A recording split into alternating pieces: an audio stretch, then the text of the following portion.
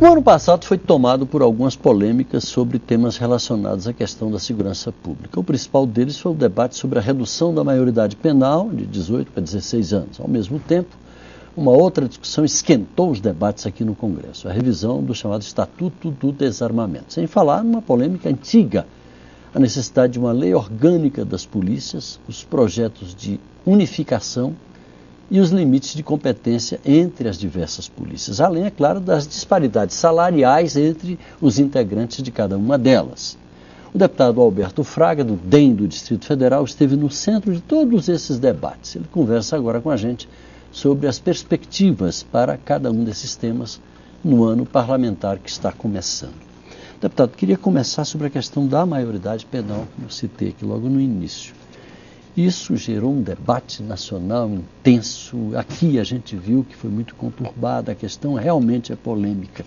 Como é que o senhor espera que essa questão se encaminhe durante esse ano que está começando? Bom, eu acho que a Câmara cumpriu a sua parte. A Câmara cumpriu com o seu papel.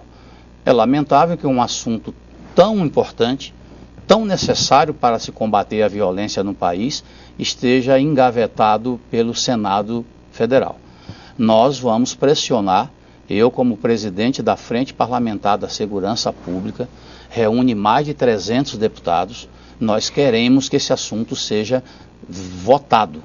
Eu acho que a sociedade, em diversas pesquisas de opinião pública já se manifestou. Então, não se pode agora o Senado Federal, a título de o presidente do Senado é quem faz a pauta, se omitir, se acovardar, e não colocar esse assunto para ser discutido. Deputado, não há um componente de emoção muito forte que pode contaminar negativamente a apreciação de uma matéria tão relevante quanto essa? Não acredito, Paulo. O que existe, na verdade, é alguma coisa que a gente não consegue identificar, mas hoje os crimes mais violentos no país são praticados por menores. Os menores estão sem medida, né? Eles sabem muito bem que a lei vigente, que foi criada para proteger menor carente, menor abandonado, está protegendo menor bandido.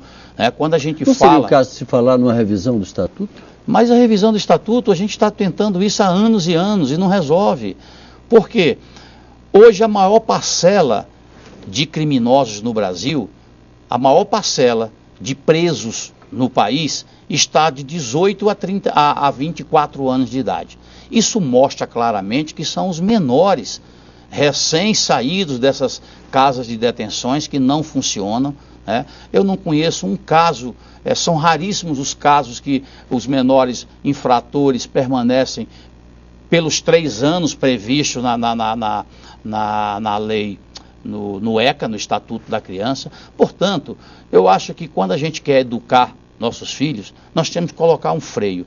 Enquanto o governo não se manifestar e não colocar um freio para estancar a violência do menor, a nossa violência no país vai continuar sempre crescendo, porque a participação dos menores é fundamental e é notória na maioria dos crimes do país.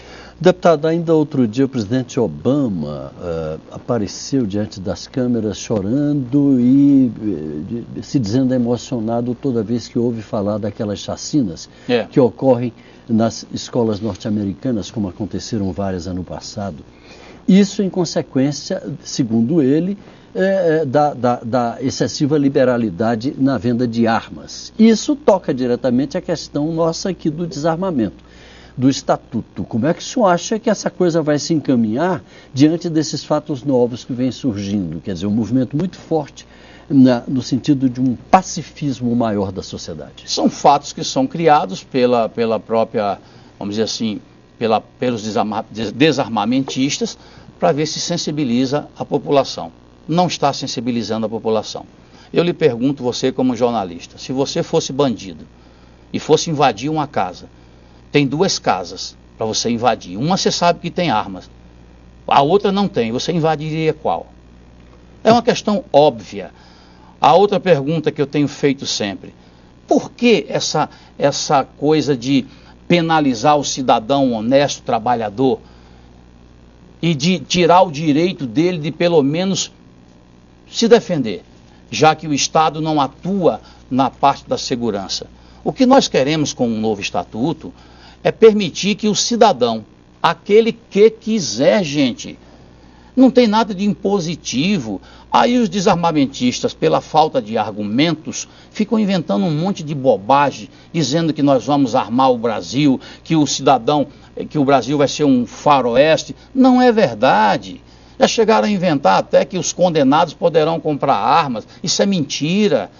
O que nós estamos tirando no estatuto é dizendo o seguinte: o delegado de Polícia Federal, hoje, atendendo a uma orientação do desarmamentista mor do país, que é o ministro da Justiça, José Eduardo Cardoso, que foi derrotado na época do Estatuto do Desarmamento, né? Não se convenceu do resultado e, através daí, começa a dificultar a vida do cidadão brasileiro. Hoje, se o cidadão, empresário, que mora distante, que transporta valores, precisa comprar uma arma, você não pode partir da premissa que quem quer comprar uma arma é bandido, porque bandido não entrega a arma dele. O bandido, ele compra a arma, é na feira do rolo, não é na loja comercial, não. Isso quem faz é o cidadão de bem. E o que mais me impressiona é o seguinte: o governo que se preza, era melhor ter o controle das armas no país do que não ter. Ou seja, se eu perguntar hoje ao governo quantas armas de fogo existem no país, ele não sabe. Não sabe porque é burro, porque é incompetente. É muito melhor você saber quantas armas existem no país, cadastradas pelas pessoas de bem, do que não saber. Então, essa situação precisa ser revista e o governo tem que parar de achar que é o dono da verdade, porque não é. A incompetência do governo na segurança pública, os números estão aí para mostrar. Deputado, em que pé estão os projetos nesse sentido aqui dentro da Câmara? Nesse momento, o que está aí para ser votado? Nós aprovamos a comissão especial, o Estatuto do Desarmamento. Não temos pressa de trazer para o plenário, porque a gente sabe que chegando no Senado vai ser a mesma coisa da redução da idade. Redução da idade. Agora, nós temos que avançar, Paulo, com projetos da segurança pública. Essas audiências de custódia está sendo uma desmoralização. Eu vou citar apenas Brasília, de 2.300 ocorrências de audiências de custódia, 57% dos presos foram colocados em liberdade. Quer dizer, nós estamos precisando de medidas que venham a endurecer o combate ao crime. Não, estamos afrouxando. As audiências de custódia têm sido uma desmotivação para todos os policiais nesse país e eu espero me concentrar nisso, porque nós não podemos aceitar.